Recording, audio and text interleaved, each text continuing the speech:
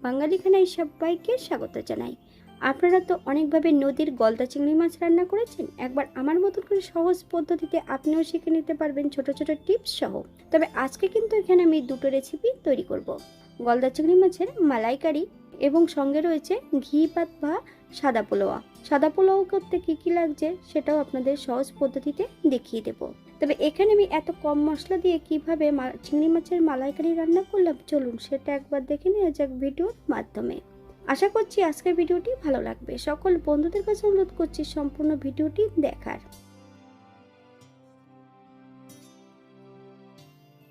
এখানে আমি আগের থেকে 4টে গলদা চিংড়ি মাছ নিয়ে নিয়েছি। তবে চিংড়ি মাছগুলো কিন্তু নদীর চিংড়ি মাছগুলো দেখতে কিন্তু একটু সাদাসে হয়।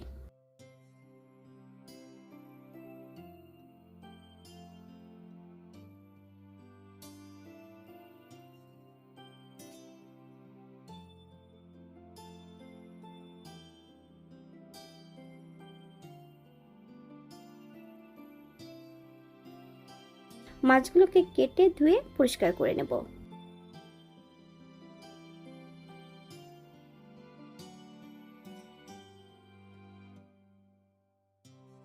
সম্পূর্ণ মাছগুলো কিন্তু আমি কেটে ধুয়ে পরিষ্কার করে নিয়েছি। আপনারা আপনাদের পছন্দ মতন মাছগুলো কেটে ধুয়ে পরিষ্কার করে নিতে পারেন। 1 চামচ কাঁচা সর্ষের তেল।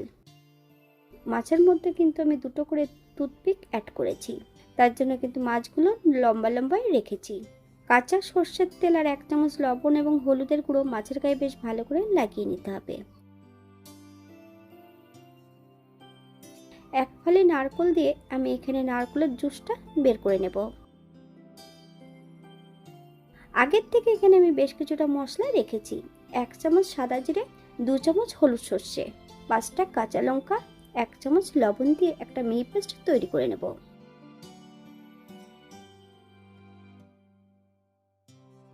আগের থেকে বেশ কিছুটা পোস্ত গোটা রেখেছি, এখান থেকে আমি অর্ধেকটা পোস্ত পেস্ট করে অ্যাড করে নেব।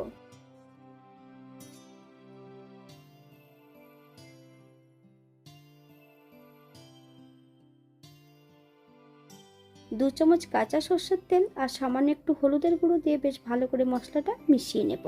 আপনারা তেলটার থেকে কম বেশি করে নিতে পারেন।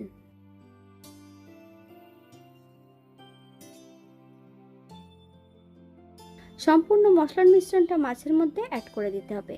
ভালো করে বেশ মাছের গায়ে লাগিয়ে নিতে হবে। 20 থেকে 25 মিনিটের জন্য মাছগুলোকে রেস্টে রেখে দিতে হবে, তবে নর্মালে রেখে দিলেই হবে।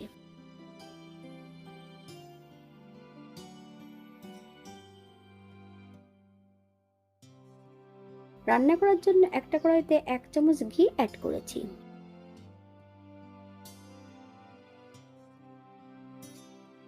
ঘি কিন্তু আমি হালকা আঁচে গরম করে নেব। গ্যাসের ফ্লেমটা কিন্তু একদম লোতে রাখতে হবে।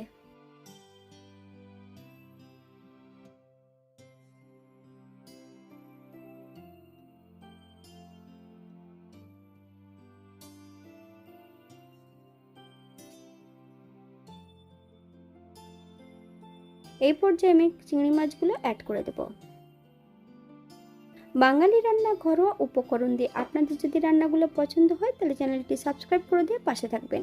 পাশে থাকা বেলটি বাজিয়ে দেবেন, নইলে নিত্য নতুন রান্নার নোটিফিকেশন পাবেন না। আমার এই চ্যানেলে আমিষ, নিরামিষ এবং বিভিন্ন ধরনের চিংড়ি মাছের রেসিপি দেওয়া আছে। আপনাদের যদি পছন্দ হয় তাহলে চ্যানেলটি ঘুরে একবার দেখে নেবেন।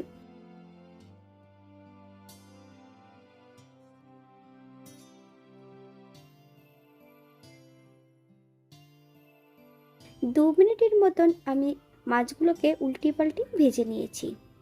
আপনারা 2 থেকে 3 মিনিটের মতন কিন্তু মাছগুলোকে উল্টি পাল্টি ভেজে নেবেন। আমি এখানে কিন্তু ঘি অ্যাড করেছি, আপনারা ঘিয়ের পরিবর্তে সাদা তেল অথবা সরষের তেলও অ্যাড করতে পারেন।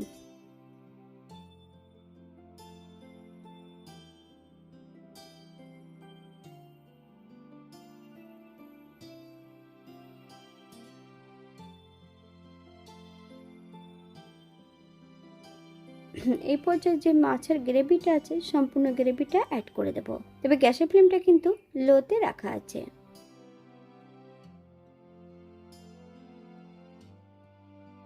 লো ফ্লেমে আরো 3 থেকে 4 মিনিটের মতন রান্না করে নেব।